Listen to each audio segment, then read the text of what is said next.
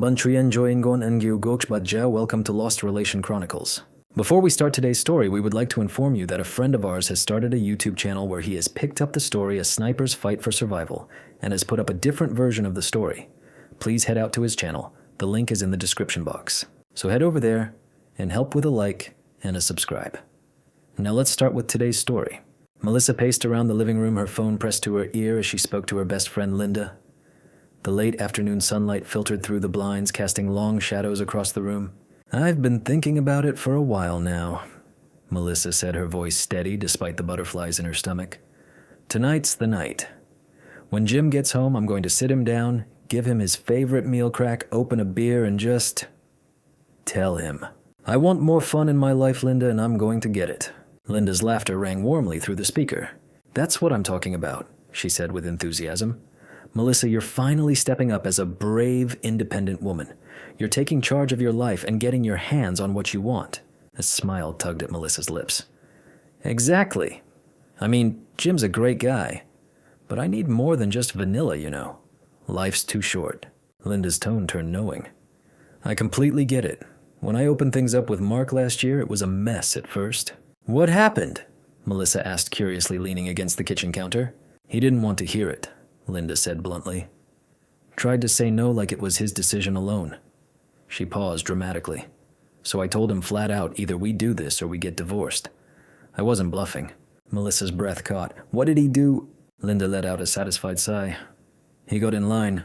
Melissa chuckled nervously. "You really gave Mark an ultimatum like that? That sounds bold." Linda's tone turned proud. "Damn right I did. We're not living in the 1950s anymore, Melissa. We're liberal women. We know what we want and we're not afraid to go after it." "Exactly," Melissa agreed, her confidence building. "It's not like I'm saying I don't love Jim. I just want more freedom, you know. It's about living life on my own terms." "That's the mindset," Linda encouraged. "Look at Will Smith and Jada Pinkett Smith. Everyone talks about them like they're crazy, but honestly, they're just ahead of the curve. Jada stood her ground, lived her truth, and Will. He figured it out. They're still together because they're honest with each other." Melissa nodded even though Linda couldn't see her. "I always admired that about them. They didn't let society tell them how to live their marriage. They made it work in their own way." "Exactly. People are so judgmental about open relationships because they're stuck in these old ideas about marriage," Linda said with a hint of disdain. "But guess what? We're redefining it. Women like us, we're not settling for boring lives or outdated rules." Melissa felt a spark of energy surge through her. "You're right. I want to have fun, experience life, and be true to myself. And tonight, Jim's going to hear exactly how I feel. I'll give him his favorite meal and a beer, and we'll talk like adults." Linda's voice softened but remained firm. "Good. Be clear. Be confident. And remember you're doing this because you're worth it." "And if he says no?" Melissa asked, uncertainty creeping in. Linda didn't hesitate. "Then you do what I did. You make it clear that it's either your happiness or his comfort. Mark didn't like it at first either, but you know what?" Melissa's voice lowered. "What?" "He got in line," Linda said smugly. Melissa exhaled deeply, stretching her legs out on the couch, the phone still pressed to her ear. "I just need to remember to be strong, right?"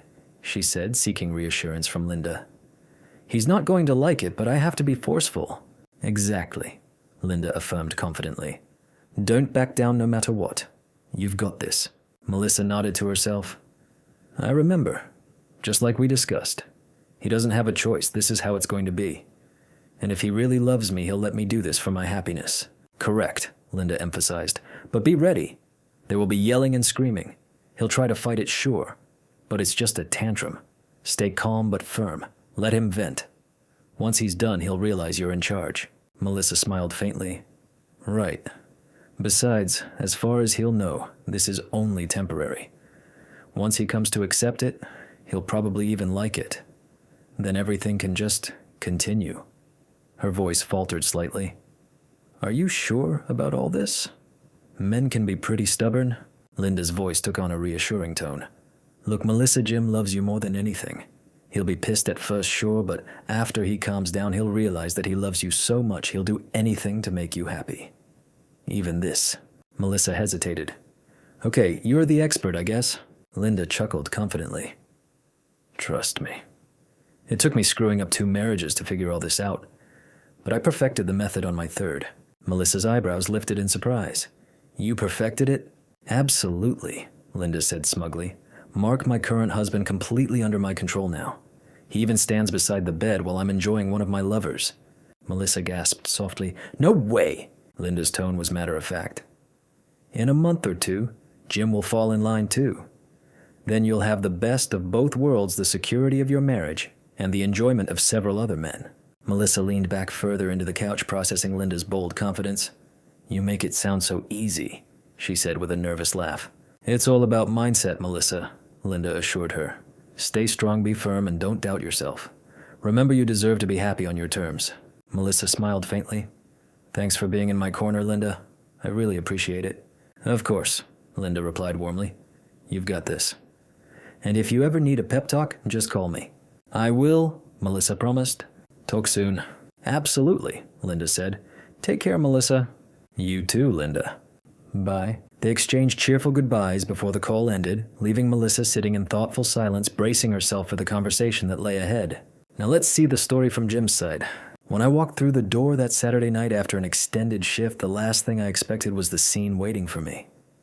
The smell of my favorite meal roast beef with all the trimmings wafted through the house. Melissa stood by the dining table, a warm smile on her face, holding a cold beer. Hey, you, she said sweetly, planting a kiss on my cheek. I blinked, surprised. Don't get me wrong, Melissa's a great cook. But this beer dinner ready and the extra affection, it wasn't just dinner, it was a setup. My gut told me something was coming. We sat down and for a moment everything felt normal. I took a sip of the beer, savoring the crisp taste, but I couldn't shake the feeling of a trap. She fiddled with her napkin before speaking.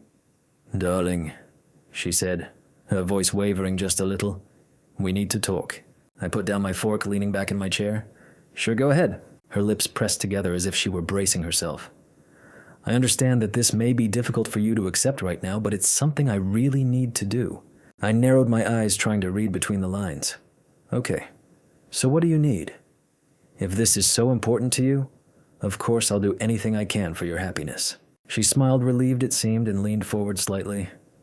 Good. So we've been discussing starting a family, she said carefully. And I'm just about ready for that. There was a pause and my heart kicked up a notch. But, I prompted, sensing the catch. She exhaled deeply. But there are still a couple of things that I feel I need to do first. I frowned. Like what? It should only be a couple of months at most, she continued quickly. Then we can start working on making a few kids. I leaned forward, intrigued but cautious. That's great, baby, I said, trying to keep my voice steady. So what are these things you need to do? Melissa fidgeted with her fingers, avoiding my gaze. I need to sow my last few wild oats, she said carefully, as if testing how the words would land. I blinked, unsure I'd heard her right. Wild oats? She nodded quickly, offering a fragile smile. It's just temporary. Then I'll be able to completely settle down and be the best wife and mother to our kids that you could possibly dream of.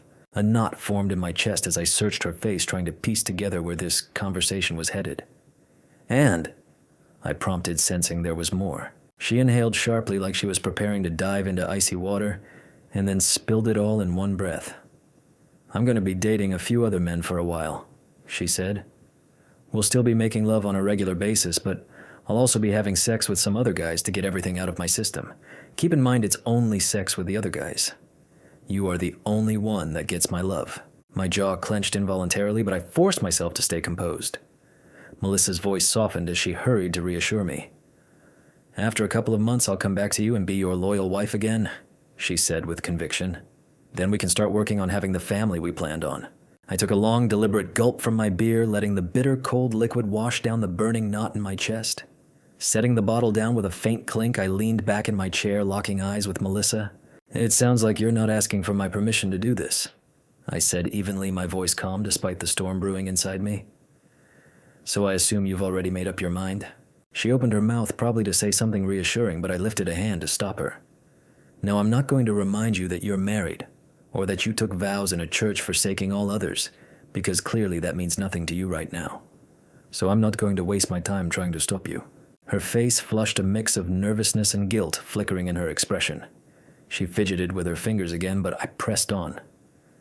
Since you went to the trouble of cooking my favorite dinner and handing me a beer. I continued, "It's pretty obvious that you've been planning this whole conversation for a while. And let's be real, you probably already have a list of men lined up for your fun, don't you?" Melissa's lips parted in protest, but the faint flicker of guilt confirmed what I already knew. I leaned forward slightly, my tone dropping lower. "So, let me make this crystal clear officially as your husband. I am declining your proposal to open our marriage." Her face shifted, surprise mixing with uncertainty. "I am not going to be standing by," I said firmly, "or giving you permission to sleep with other men." I took a steadying breath, my knuckles tightening around the neck of the beer bottle. The words tasted bitter even before I spoke them. "Since you're not going to stop, I need to know how this works. Are you planning to move out, or are you expecting me to leave? And what about the logistics here? Are you bringing them back to our home to have sex, going to their place? A hotel?" Melissa's lips curved into a small, almost hopeful smile. "I figured we would both continue living here. After all, we'll still be married. And like I said earlier, we'll continue to make love as well. The other guys will just be sex. With you, it will be making love." I raised an eyebrow but kept my mouth shut. "I imagine I'd occasionally go to their place," she added casually. "But I'll probably bring them back here sometimes too. On those nights you'd need to sleep in the spare bedroom. I just don't see the point of paying for a hotel when we have this space." I leaned back in my chair, forcing myself to stay calm despite the rage simmering beneath my skin. "Let me be very clear," I said, my voice hard and deliberate. "As long as I'm in this house, you're not bringing any man into it. If you do, you and that man will both get seriously hurt. Do I make myself clear?" Her smile faltered, uncertainty creeping across her face. But I didn't care. "And another thing, since my wife apparently wants to screw half the town," I added, voice laced with disgust, "I won't bother thinking about having sex with you. Who knows what disease you might be carrying and from whom. So forget that part about us making love." Melissa's voice softened, but it didn't make her words any easier to hear. "Well, Jim," she said almost regretfully, "I can't say that I'm not disappointed in that.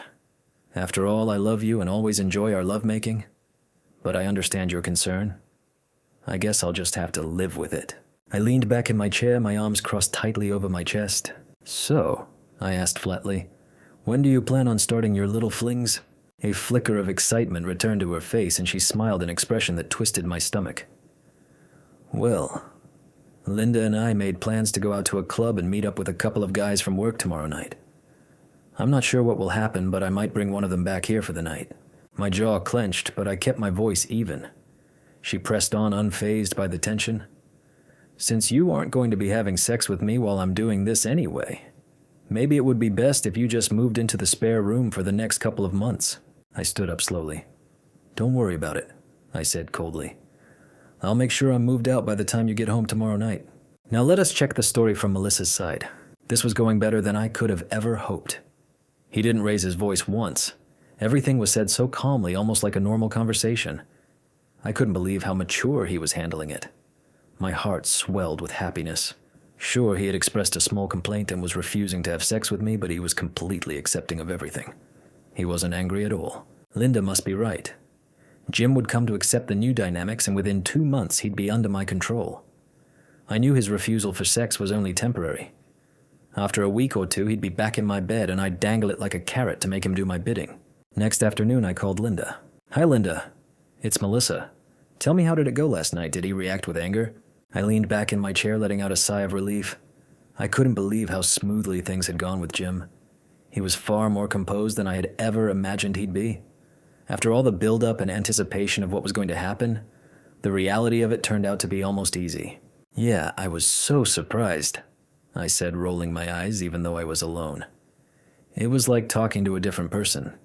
He was calm, logical, and even told me he wanted me to be happy, just not with someone else in our bed. Linda laughed lightly on the other end of the phone. "Oh, Jim, always the gentleman, even when he has every reason not to be? You're lucky, you know most guys would have blown up right in your face." I smiled. "I know, right? I thought for sure he would throw a fit, but it wasn't like that. We talked about it, and I was honest with him. He didn't seem thrilled, but he wasn't angry. I think he's processing it all, still trying to figure out how he feels." "Well, that's good. I mean, I was hoping he'd be a little more understanding than you thought, but it sounds like he's going to come around. Maybe not now, but Eventually. I hope so. But I told him that I wasn't going to expect him to just fall in line right away. He needs time to figure it out, and I'll give him that. I want him to have the space to decide on his own terms, not feel pushed into anything. Exactly. You can't force someone into that mindset, especially if they haven't been exposed to it before. Let him take his time, and if he's still on board, then maybe things will shift. Yeah, he did say something interesting last night, I added. He said he'd be refusing to have sex with me while I'm with someone else. I don't know if he meant it as a challenge or if he's actually serious about it, but I'm not going to push him on it. If he wants to take a step back, I'm not going to argue. Linda's voice softened with understanding. That's definitely a tough one. But you know it might just be his way of asserting some control in a situation where he feels a little helpless. The more time he has to think it over, the more likely he'll come to terms with it. Yeah, I get that. I know he's feeling vulnerable, and it's tough for him to process. He's used to things being a certain way with us, and now, all of a sudden it's different. I can't expect him to just jump into it with both feet. Linda paused for a moment before speaking again. You know it's funny. I bet after a week or two of him using his hand while knowing there's a beautiful woman available right beside him, he'll be right back. I couldn't help but chuckle at that, even though I knew she might be onto something. Yeah, maybe. He's always been a bit of a creature of habit. It's like once the reality sets in, he might just find it harder to resist than he thinks. We laughed. Let's meet at the club at 7, Linda said, and we hung up. I couldn't help but feel a little thrill as I hung up the phone with Linda. There was something about the way things were unfolding that gave me a sense of power and control, and it was intoxicating. Jim refusing to touch me. Fine. I wasn't going to play by the rules he thought he could set. I stood up, glancing toward the door as I heard him moving around in the spare room. I could hear him shuffling boxes and clothes, packing up everything he was taking with him. It felt like we were on the verge of something new, even though it wasn't exactly what I'd expected. Jim, I called out, stepping into the hallway. I glanced over at Jim as he finished sealing up the last box. His back was turned, and I couldn't help but feel a little detached. It wasn't a bad feeling, but it was strange. The house, our shared space, was already starting to feel like something else, and I wasn't sure if that was a good thing or not. I had to admit, though, that his calmness in all this made it easier for me to move on. Maybe he was better at handling this kind of change than I had thought. I stood in front of the full-length mirror by the door, adjusting the straps of my dress, admiring the way it hugged my curves. I hadn't worn this dress in a year, but I always knew it made me feel incredible. There was something liberating about slipping it on tonight. As much as I was letting go of things with Jim, I was also stepping into something new for myself. Okay, Jim, I'm leaving, I said, my voice light but with a hint of finality. I'll probably be back around 1:00 in the morning, so you don't need to wait up for me. Besides, I probably won't be alone. He glanced up, his face softening for just a second as he finished taping up the last box. Don't worry, sweetheart. I'll be moved out by then. I smirked, feeling a strange mix of relief and anticipation. This was all happening so fast, but I was ready for it. Jim would be gone by the time I came back, and I had plans that didn't involve him. Good, I said, giving him a little nod, then turning toward the door. Take care of yourself, Jim. Goodbye, Melissa, he murmured, not looking up, but his voice carrying a hint of something unspoken. I gave him one last glance, then stepped out the door, shutting it quietly behind me. As the sound of the door click faded, I couldn't help but feel a sense of freedom wash over me. I was walking away from the past, and into a future that I was ready to define for myself. I was at the bar with Linda, Logan, and Brian, feeling the buzz of the night. Logan and Brian are both good-looking account managers at work, and I've heard the office whispers they're really good in bed. While Jim's great, I'm curious to try something new, Linda asks. So Jim really moved completely into the spare bedroom? Yeah, I reply. He promised to be out by the time I got back. Brian raises an eyebrow. That's what he said. Yep, I smirk. He said I will be moved out by then. We all laugh. Logan jokes. I was hoping we could just make the little cuck move over so we could do it on the bed right beside him. I laugh, adding, maybe after I work on him for a week or two? Then, I glance at Brian and Logan. But first, why haven't either of you asked me to dance yet? Brian smirks and gets up, followed by Logan. I join them on the dance floor, the music pulsing around us. I dance with both, feeling the tension rise as the night goes on. I took Brian home and Linda took Logan. The house was dark when we walked in, which meant Jim was probably already in bed. That's fine. We didn't need him to watch tonight. I led Brian down the hall and into my room. Sure enough, Jim's stuff was gone. I couldn't help but feel a little satisfaction at that. He was officially out. Maybe I'd cook him something nice tomorrow to reward him for at least sticking to his word. But for now, I had other things on my mind. Brian and I had wild sex, and once we were done, he had to leave to get back to his wife and kids. I threw on my robe and went to make coffee, feeling a little disappointed when I saw Jim hadn't made it. It was after 9:00 after all. He usually had everything ready by now. I should have had coffee and breakfast waiting for me after such a late night. I'd have to talk to him about that later. Honestly, was it so hard to do something nice for me? So much for the food I was going to cook for him. I grabbed a bagel for breakfast and then jumped in the shower. With nothing planned for the day, I went for an old pair of shorts and a t-shirt. I was just finishing up tying my hair into a ponytail when my phone rang. "Hey, Mel." I saw it was Linda calling. "Hey, you. So how was Brian last night?" I asked curiously. "He was amazing. Everything I expected." Linda sounded pleased. "And how did Jim react this morning?" she inquired. "I'm not sure. I'm a little annoyed, honestly. He's still sleeping in, and I was hoping he'd be up making me breakfast and coffee. I was even thinking about rewarding him for getting moved to the spare room, but not anymore." Linda chuckled. "Yeah, let him know you're disappointed and make it clear what you expect moving forward. Stay firm with him, but also remember to give him small rewards when he does something right. That way he'll have some incentive to do better. In fact, I will go to his room right now and order him to make breakfast for me." I was fuming as I marched to his room. I opened the door and I stood in the doorway of the spare bedroom staring at the emptiness. His clothes were gone, the tools that had been scattered around the room were no longer there. It hit me. He really did move out, not to the other room, but out of the house. "Oh, hell!" I shouted as panic started to rise in my chest. "What's wrong?" Linda's voice crackled through the phone, her concern immediate. "Jim's not in the spare bedroom. His clothes aren't even in the closet. Hold on." I couldn't believe it. I was already running through the house, my footsteps heavy as I checked the living room, the kitchen, anything. The reality was sinking in. He was gone. Shit. His truck's gone. His tools are gone too. That small nagging feeling I had in the back of my mind, it was taking shape, becoming clearer by the second. "Oh no," I whispered to myself. "This can't be happening." What is it?" Linda's voice echoed through the phone, frantic as I was. "Jim moved out. He's gone. I understand now. He never said he'd move his stuff to the spare room. He said he was moving his stuff out of my room. But I thought he meant just the room, not the entire house. He said he'd be out before I got back, but I thought it was just about that damn room." Linda's voice was calm but firm, like she had an answer that would make everything better. No. That's the wrong thing to do. You don't call him. You don't give him that power. That just shows him weakness. You let him come crawling back to you. Give it a couple of days and he'll be begging to return. He's just throwing a little tantrum right now. Trust me, this is actually a good thing. You've got leverage now." I could feel my heart beating faster, the anger building as I paced around the house.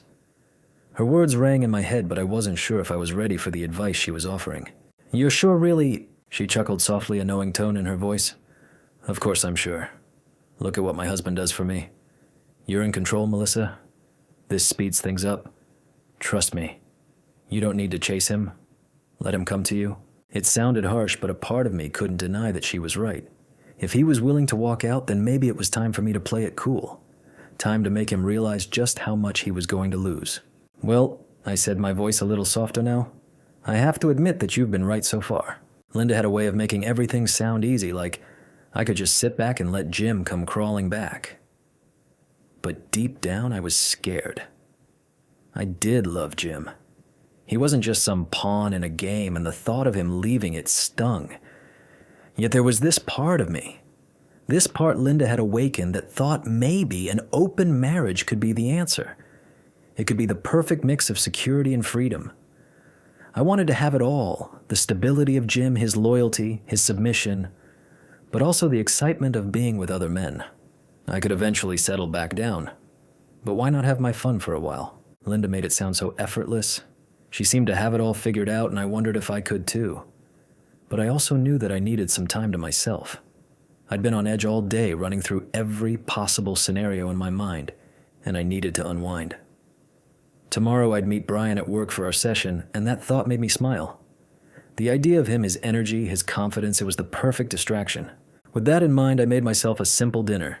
Nothing fancy, just something to fill the emptiness gnawing at me. I poured myself a glass of wine, the rich taste easing the tension in my shoulders. For a moment I allowed myself to breathe, to just enjoy the evening without thinking about everything else. After cleaning up, I went to bed, the sheets cool against my skin. I tried to relax, but my mind kept racing. What if Jim didn't come back? What if this really was it? I sighed, pushing those thoughts away. Tomorrow would be another day. It had been 2 days since I last heard from Jim, and I couldn't shake the feeling of unease. I kept telling myself it wasn't that unexpected. After all, Linda had reassured me that I'd hear from him soon. She even said the longer he stayed away, the more I'd be able to control the situation. In a twisted way, that thought brought me comfort. Maybe Jim just needed time to come to his senses and realize what he was missing. Or maybe he was testing me. Whatever it was, Linda was adamant that it wasn't anything to worry about. In the meantime, I had been keeping myself busy. After work, I met up with Logan Bryan and a couple of other guys. They were all charming, confident, and fun to be around. They made me forget, even if just for a few hours, about the anxiety creeping in the back of my mind. I took them home, had an orgy, and it went almost all night long. But every time they left, I couldn't shake the nagging thought that Jim was still missing. It was the 3rd day now, and I still hadn't heard from him. I felt the weight of the silence. Was he ever going to come back? What if he didn't? What if this was it? I was starting to feel a little panicked, but I pushed the worry aside, telling myself Linda was right. She had been through this, and she knew what she was talking about. By the 5th day, all hell broke loose. It was mid-morning on Friday, and we were all gathered around the coffee maker, casually chatting during our break. The conversation was light-hearted, with Linda laughing at something Brian had said when we noticed a woman approaching. She was younger, maybe in her late 20s, and looked very put together, professionally dressed with a look that made her stand out. Melissa Parker, Linda Morgan, Brian Powers, and Logan Smith. She asked, her southern drawl soft but clear. We all nodded and identified ourselves, confused as to why this woman was addressing us. Without another word, she handed each of us an envelope. I was about to ask what it was when she snapped a quick picture of us with a small digital camera. "Y'all have been served," she said, turning on her heel and making her way toward our boss's office without a single glance back. I stared after her, still holding the envelope. "What's this?" I called, hoping she'd give me some explanation. She just smiled and walked right into our boss's office without knocking. And within less than a minute, she emerged, still smiling brightly. "Y'all have a nice day now," she said, her tone almost cheerful as she exited the building, leaving us standing there more confused than ever. We all hesitated for a second before simultaneously opening our envelopes. My heart skipped a beat as I read the words printed across the front of the paper. Petition for the dissolution of marriage. What the hell? My eyes started to skim the document, and when I saw the word adultery listed as the cause, I almost collapsed. My hand trembled slightly as I read further, my mind racing, trying to make sense of it all. This couldn't be happening. Before I could process what I was holding, I heard Brian and Logan's phones ring. They both pulled their phones from their pockets and glanced down at the screens, their expressions immediately shifting. "Oh, hell," they whispered under their breath, both of them clearly seeing something that made their faces go pale. It didn't take long for us to piece together what had just happened. Brian and Logan were both glued to their phones. I could guess it was probably about their wives getting the evidence of their affairs, and now their homes were about to be turned upside down. Shit, what the hell? Brian muttered, his fingers gripping the phone tightly. Logan didn't even respond, just staring at his screen in disbelief. I couldn't believe what was happening. One moment everything was normal. The next we were all holding divorce papers, and the men around me were about to lose their homes and marriages just like that. Then came a bellow from inside the boss's office. "What the hell?" I jumped, startled by the outburst. A moment later, our boss stormed out of his office, his face red with fury. His eyes locked on us as he roared across the room, his voice carrying throughout the entire office. "You guys get in here right now." I froze. I knew this wasn't good. There was no way it could be. We didn't even need to exchange words. There was no time. Heads down, we all shuffled toward his office, each of us wondering what fresh hell awaited us inside. As I passed by him, I saw his fiery gaze following each of us as we entered. As soon as the door slammed shut behind us, I felt it, a sharp, sickening feeling deep in my stomach. Bad doesn't even begin to cover it. The boss was furious. "Well, can any of you brainless morons confirm for me that at the very least none of this shit happened on company time and on company property?" he barked. Apparently, the company is being sued for not enforcing the moral code we have in our employee handbook. Any idea why someone would want to do that? None of us spoke. Well, then I will explain it to you then. We are being sued because apparently Mrs. Melissa Parker can't seem to keep her legs closed. Mr. Smith and Mr. Powers can't seem to keep their mojo inside their pants. And Mrs. Linda Morgan has decided to play the main madam of the brothel. Now, would any of you dimwits be so kind as to assure me that any of these claims are invalid? Shuts, it. Again, no one spoke. He screamed. You guys better start praying it doesn't all come crashing down, because if it does, you guys can kiss your whole career goodbye. We all walked out of the room. What was I doing? I had spent days convincing myself that I was in control, that this whole open marriage thing was just a way to have more fun, to feel liberated. I had convinced myself that Jim would eventually cave, that he'd come crawling back when he realized I was the one who held all the power. But now, as I stood here in the silence, holding my phone in my hand like a lifeline, it hit me. This wasn't fun. This wasn't power. This was a mess. And I had no idea how to fix it. My heart was racing as I scrolled through the list of names in my contacts, each one a potential lead that could help me find Jim. But with every call I made, each person I reached out to, the same cold silence greeted me. No one had heard from him. No one knew where he was. God damn it! I muttered, frustration and panic mixing together. I gripped my phone so tightly that my fingers started to ache. Was he really gone for good? Why was he shutting me out like this? I tried to call a few of his closest friends, guys he'd gone on countless camping trips with, played poker with, even grabbed drinks with after work. They'd always been in constant contact, so surely one of them would have known something. But no, not a damn thing. I felt a knot tighten in my stomach. What if he was really done with me? What if this was his way of telling me that he was finished? Melissa, calm down, I whispered to myself, trying to regain some control. I closed my eyes, taking a deep breath. This wasn't me. This wasn't the woman who had it all under control. I ran my fingers through my hair, the sense of helplessness overwhelming me. How had things escalated so quickly? Just days ago, I was calling the shots, making plans to have him crawl back to me. But now I was the one searching desperately, hoping to find him before it was too late. I sat back staring at the list of names again. There had to be someone who knew where Jim had gone. Someone who had heard from him. But still, no one knew where he was. I had become the person who pushed too hard, who assumed too much, and now I was paying the price. The thought of Jim, the man I had promised to be with, forever out there somewhere, and not even taking my calls, it twisted my insides. I couldn't shake the feeling that I might have ruined everything. I couldn't even bring myself to be angry anymore. Only desperate. The tables had turned all right, but not in the way I thought. It wasn't Jim who was going to beg and grovel, it was me. I was the one who had miscalculated everything, and now I was the one scrambling to fix it. Any guesses at who would be begging and groveling now? I stood there in the office lobby, feeling the weight of the situation settle on my shoulders. I had no plan, no direction. Monday morning I went to Jim's office. Jim was nowhere to be found. The lady in the front desk said, "He is on leave for the next 2 weeks." I wanted to scream, to demand answers, but all I could do was stand there. She barely even glanced up when I asked about Jim. I went back to my office. The boss's glare as I walked past wasn't helping either. What did he want me to do? I was late. Yes. But I couldn't even pretend like I cared about being on time at that moment. I couldn't reach Jim, not through any means, and his friends had all turned their backs on me. Even if I wanted to show up at his doorstep, I had no idea where he was anymore. The thought of standing on his doorstep knocking and hoping for some kind of response was both humiliating and hopeless. But I was willing to do it. Everything had been spiraling out of control. But then Linda's news came up. I couldn't believe it at first. Linda, always so confident, always in control, was now on the street. Mark had served her with divorce papers. But the worst part was how it all went down.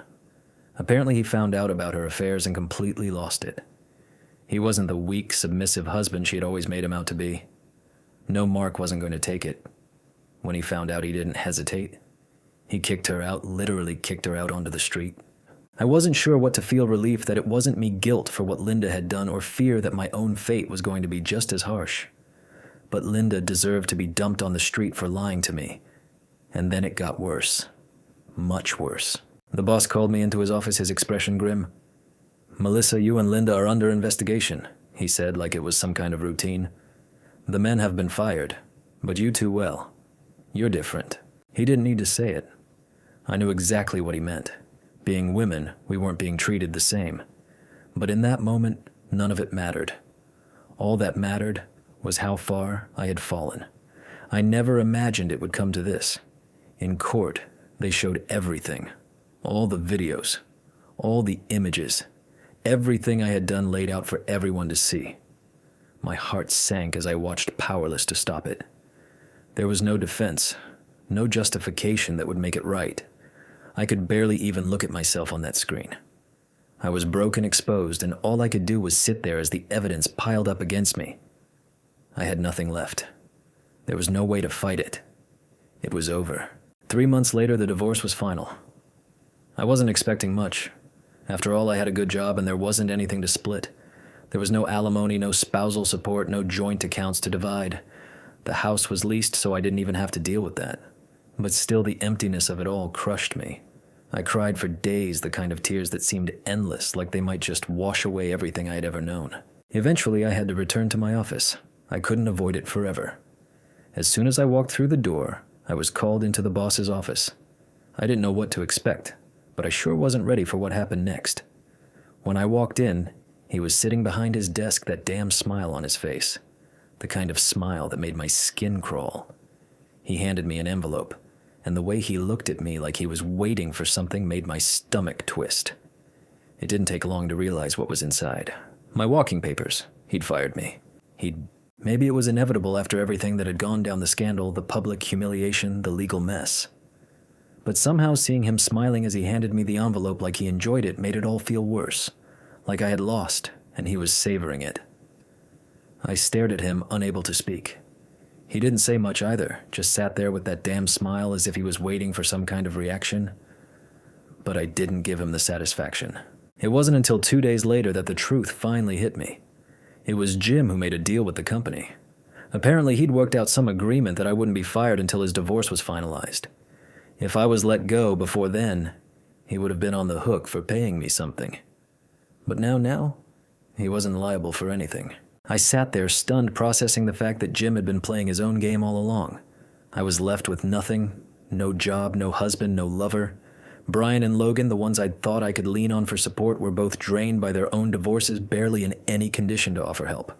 Linda too was fired along with me.